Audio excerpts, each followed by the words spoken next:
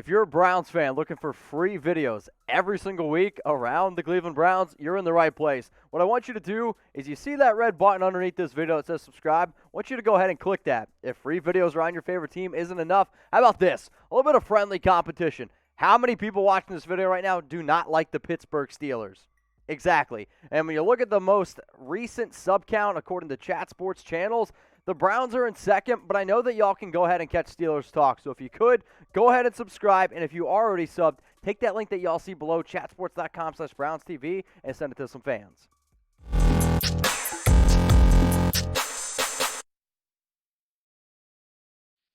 Coming up here on today's show, we're going to talk about two stories, and if you want to go down in the comments and let me know which story interests you more, you can type 1 for story number 1 or 2 for story number 2. And for the first one, we're going to be talking about potentially trading Mack Wilson, and then the next story, what was the riskiest move by the Cleveland Browns this offseason? Will the Cleveland Browns end up trading linebacker Mack Wilson? There was a fun little article out there from Bleacher Report on one player each team should try to trade before the start of the season.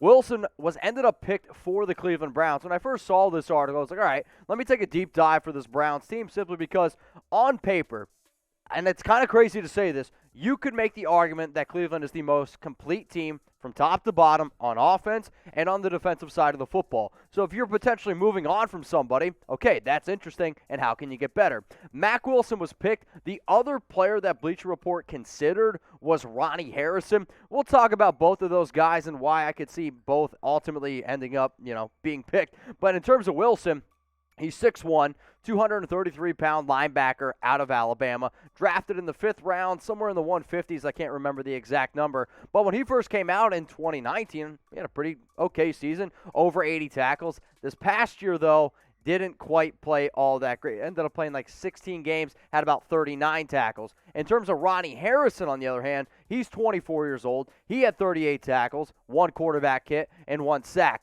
The biggest reason here why I think that they ended up picking somebody like Wilson instead of Harrison is simply because of the defensive scheme that Cleveland's going to run. They always like to sprinkle out 3 safety looks, and sure, you have some other safeties out there. Hopefully, fingers crossed, Grant Delpit's going to be able to stay healthy this year. You also went out and signed John Johnson, but if you do plan to run that 3 safety look, that's why you do kind of want to keep a guy like Ronnie Harrison. But what do y'all think? Because if Bleacher Report had to debate between these two players, what do we do here at Chat Sports? We also debate. So every person that comes across this video, I want you to go down in the comments section right now and let me know, who would you trade out of these two players here? If it's Mack Wilson, type M. If it's Ronnie Harrison, I want you to type R.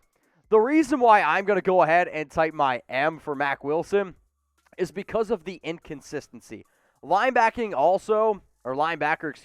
is probably the easiest position on the defensive side of the football to replace. It's a lot like the running back position. I'm not saying that he's like Nick Chubb or Kareem Hunt, but I'm saying the inconsistencies. Sure, he's a good pass rusher, but his ability to cover and his ability to, protect against the run is well below average. Here's what Bleacher Report had to say on trading Mack Wilson and why he was ultimately picked here for Cleveland. The Browns added Anthony Walker to free agency. Second-year day 2 selection Jacob Phillips is ascending. 2019 third round Sione Takitaki outperformed Wilson last year. And don't forget that both Johnson and rookie second-round steal Jeremiah Owusu-Koramoah can spend plenty of time in the box. Here's the other reason. So Wilson could be expendable, and somebody could jump at a chance to see if a new environment could help him rediscover the magic that he flashed on and off as a rookie as a 5th-round pick in 2019. The on and off magic that Bleacher Report is referring to is probably them just looking at the stats where, sure, he had 82 tackles, he had 4 tackles for a loss, 7 pass breakups, and was able to force 2 turnovers. But in 2020, he definitely had a little bit more of a letdown year.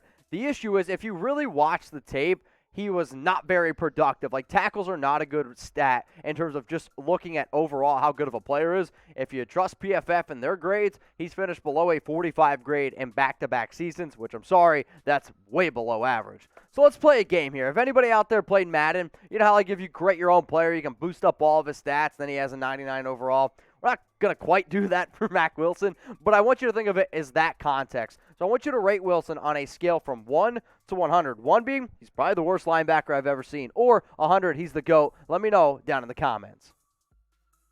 You hitting that? You better be hitting that. More subs equals more Browns videos. It's really as simple as that. I don't know if y'all noticed. Usually, videos around like 3, maybe 4 minutes. Sometimes you get a 5-minute video. Today's video is over 8 minutes long. Why? Because we crossed 1,000 subs. And we're dedicated here at Chat Sports to giving you guys the content that you want, the content that you need. We have some channels with over 75,000 subs. Guess what? They get daily videos and live shows. If you want to jump on that train, then go ahead and subscribe. Releasing Sheldon Richardson was the riskiest move of the 2021 offseason. Well, that's at least according to Bleacher Report. They released an article, every NFL team's riskiest move entering this offseason. The fact that they picked Richardson, I can understand that idea because when he was cut, this was really just a move to save some money. Not that the Cleveland Browns really needed to save a ton of money, but they didn't really think that paying a defensive tackle over the age of 30, over, I believe, $9-10 million was the best move to do. Now, is he coming off a good year? Absolutely. And is he still a reliable starting defensive tackle? Yeah.